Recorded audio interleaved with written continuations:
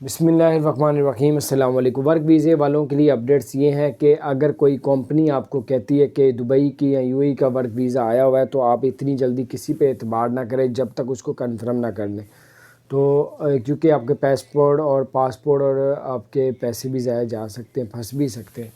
तो इसलिए अभी कोई ऐसे वीज़े इशू नहीं हो रहे वहाँ से, सिवाय एक्सपो 2020-21 का नाम दिया गया और उस पर 3000 जॉबों की ज़रूरत थी।